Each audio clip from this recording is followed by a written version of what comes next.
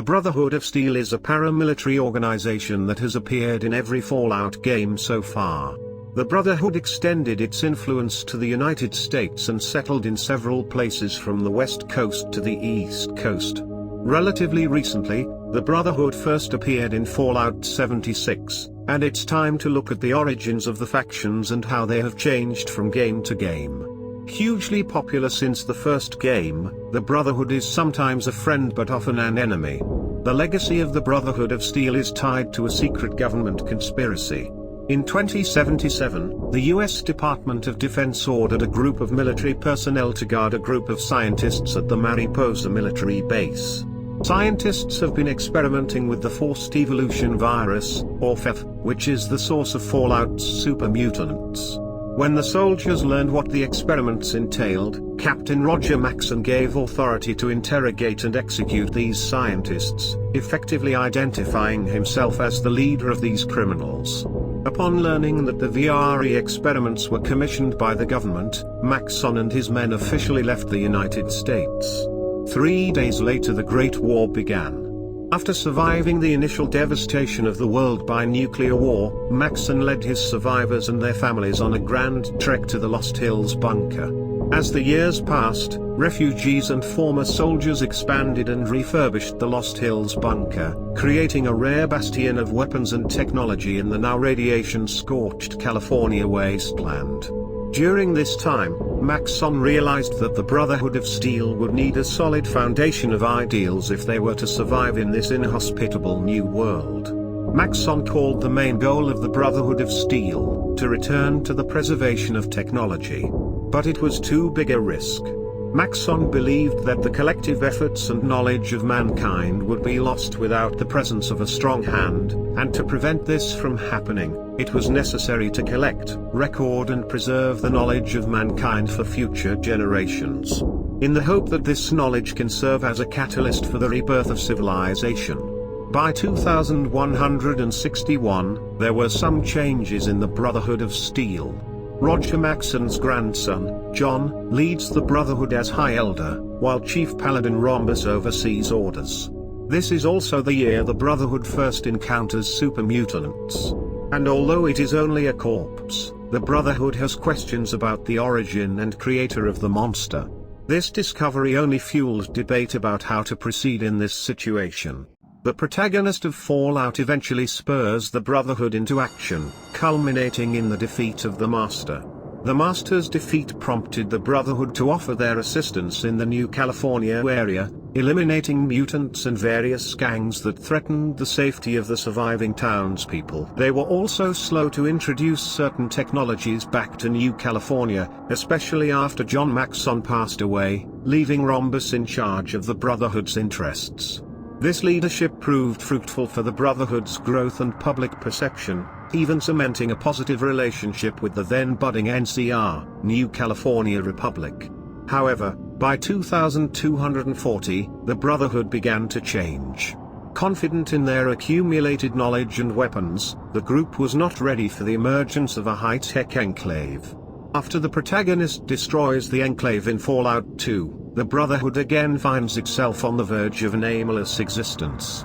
This leads to the expeditions eventually creating offshoots of the Mojave and the Capital Wasteland, but war will soon break out with the rapidly expanding NCR, resulting in the loss of territory and power on the West Coast. The Midwestern fraternity differed favorably from the Western or Eastern fraternity in partial tolerance. Although, the first general that we see in the game itself is Barnarchy and he is still a xenophobe. To be honest, no one has so far prevented the admission of various creatures, ghouls, super mutants, even furry, intelligent deathclaws into the ranks of the Brotherhood.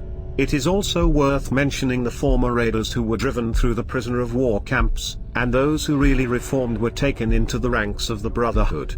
And, of course, there was an active recruitment into the ranks of savages and local settlers. This is what made it possible, in fact, to form a real mini-empire from a previously small elite organization, subordinated to the idea of restoring order in the lands affected by atomic explosions. Such a balanced and adequate approach to the waste of human and not very resources personally impressed me very, very much. Besides, This is not an organization with pink ponies and snot. Of course, there was a tax on all villages, towns and villages, there was a limit on the recruitment of soldiers. And the captured enemies rotted in the camps until they were re-educated or died. Unfortunately, this faction of interplay with Black Isle was forgotten, deciding that the game did not come out very well and generally blah blah blah, again not that and not like Fallout. You know, somewhere I've already heard this whining, for example, when the third part came out, when Vegas came out, when the fourth part came out. It seems like this is waiting for every next part of the franchise. But I personally really liked Tactics, and it was nice to receive tiny, just very small references to this faction from more modern games.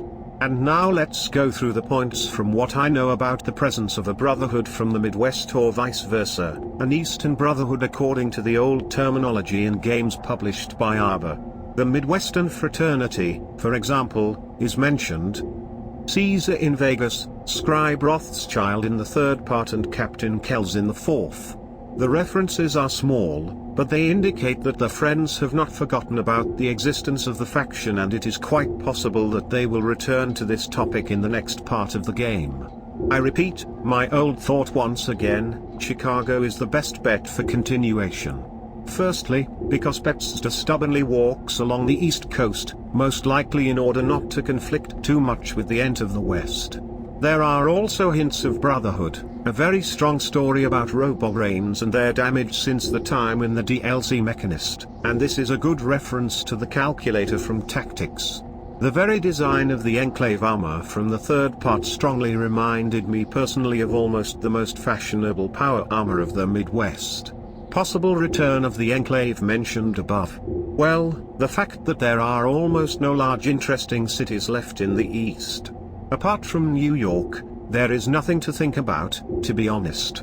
In general, this is the only branch of the Brotherhood that I like and has the same real weight as the NCR or Caesar's Legion, and, in theory, the Commonwealth revived by the Minutemen from the fourth part. The first of the possible inconsistencies that comes to mind is the very map of the Brotherhood's actions from Tactics. Let's take a map of the USA from the Atlas of Fallout and note where there was a Midwestern Brotherhood, where there was a Brotherhood of Steel from 1 to 2 parts, and where from the third part, 4 parts. Let's mark the Brotherhood's area of operations from Tactics in red, and the Brotherhood's area of operations from the rest of the series in green. Now imagine that Lyons flew to the East Coast in 2254, where he was subsequently replaced in the former by a shy boy Arthur Maxson and dragged the Order to Boston to fight the Institute. We look at the map more closely.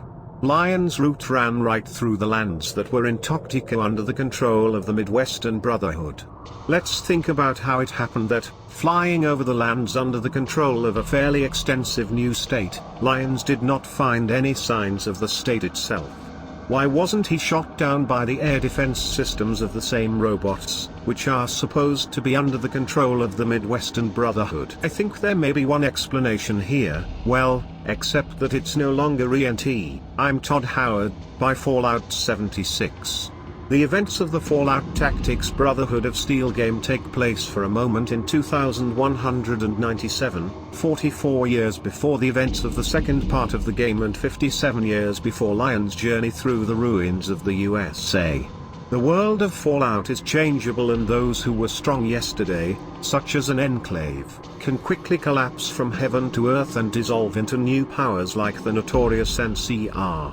Let's take for the correct ending for Fallout Tactics disabling the calculator at the end of the game. I honestly don't know which person, seeing what the crazy machine has done, will sacrifice his brain, or the brain of a friend, so that all this will continue sooner or later, when once again the brain goes bad.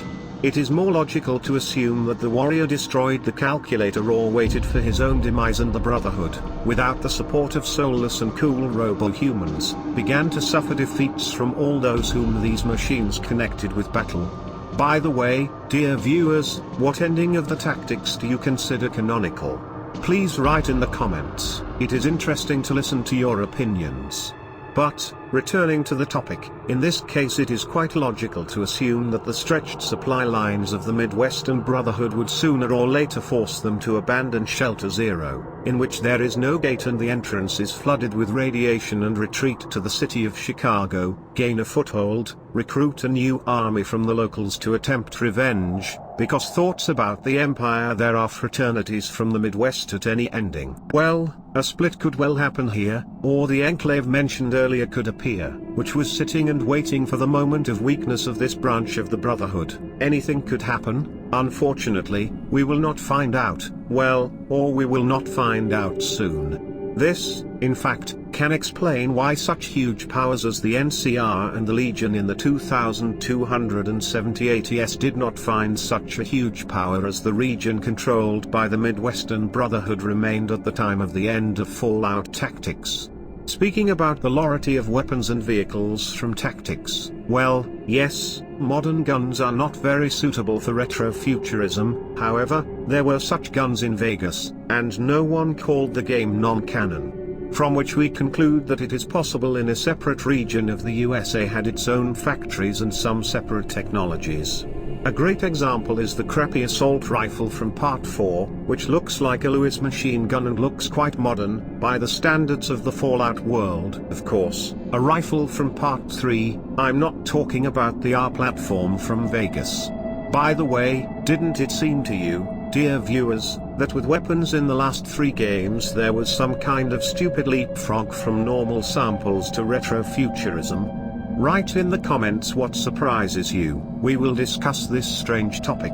Returning to the eastern branch of the Brotherhood, Paladin Owen Lyons led an expedition to the East Coast to recover all of the technology they had discovered.